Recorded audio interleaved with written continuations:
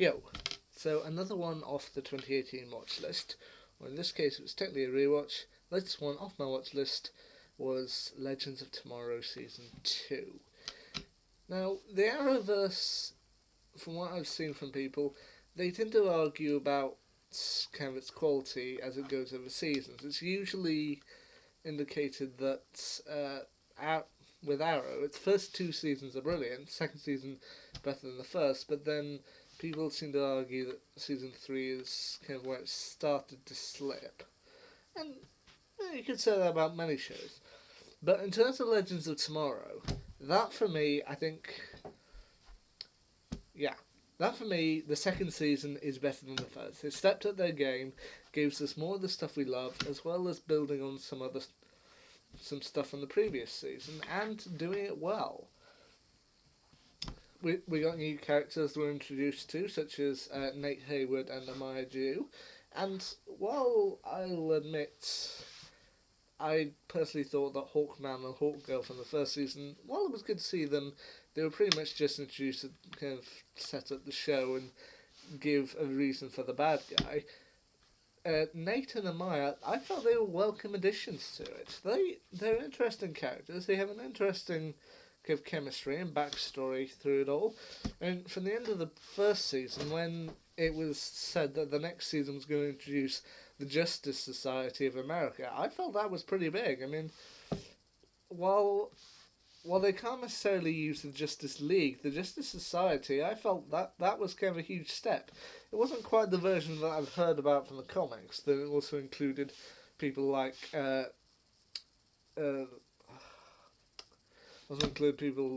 like Wildcat and Jay Garrick, but you know what, it was a fun interpretation, and I think it's good.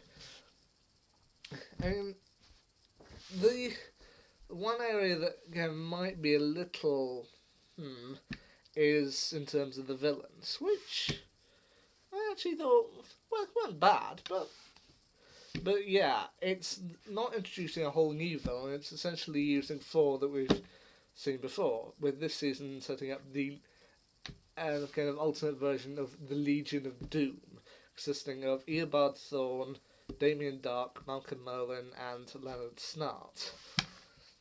I'll admit I did like what they did with some of the characters. For example, Eobard Thawne, he's kind of been the villain who he's done terrible things along the Flash's timeline, but you still kind of understand his viewpoint, and you do kind of... We viewed most of his story, we know what's going on with him, and it's kind of difficult to hate him.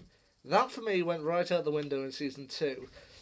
By the end of the season, I hated the guy, which I guess was kind of the point. Nothing against Matt Letcher. He was a great character, a great actor in it, kind of playing this kind of mean, despicable guy who, truthfully, he only wants to live. But by the end of it, by the time Black Flash plunged his hand into his chest, I was thinking, yeah, you deserve that, buddy.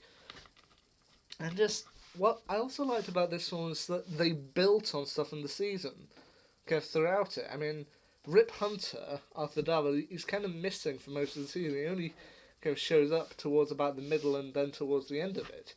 But they gave him some good stuff. Also with Ray, kind of at the start of the season, he is displaced in the time of the dinosaurs, and later on, the team find themselves in the time of the dinosaurs, and his kind of time there comes into play, which I feel was really good. The only episode that I'll admit I had a little bit more trouble getting through again second time was, to admit I couldn't really get through it, was the penultimate episode, Doom World.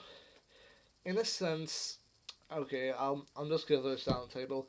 I kind of like stories where the good guys win.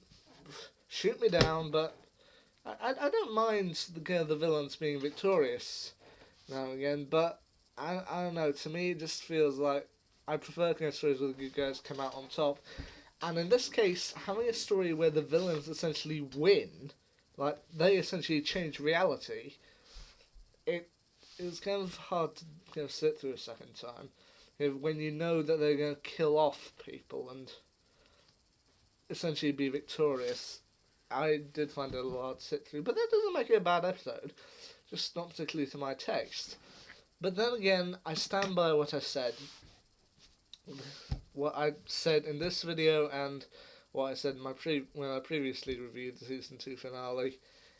This was a step up. Like, the first season was good, set some groundwork, and this season just built upon that and just gave us a really good characters. Really good characters, really good stories, gave new dynamics, and I'll admit, I think it's better than season 1. My personal favourite episode would probably be the kind of in the second half of the series, an episode called The Lie of the Land. I think that's what it's called. Yeah, where Sarah and Jax enter Rip's mind to try and find out where the final piece of the Spear of Destiny is and try and reset him to normal, while the rest of the team is kind of stranded in the time of the dinosaurs. Which, yeah, it's just really fun to see, and it's good to kind of set Rip Hunter back to the way we knew him, because for part of the series he did kind of turn evil, or he was turned evil by the Legion. And, yeah, it's just a fun story. I like the kind of ending of it. We even get to see what Gideon looks like, and, yeah, it's a fun episode. So, yeah, it was on my 2018 watch list to rewatch this series, and I'm glad I did, because I do think it's better than Series 1. I mean, it has a few moments where, maybe not as good as it could have been, but you know what? It's still brilliant. And we'll just have to see which one gets wiped off next on my 2018 watch list. Until then, see ya.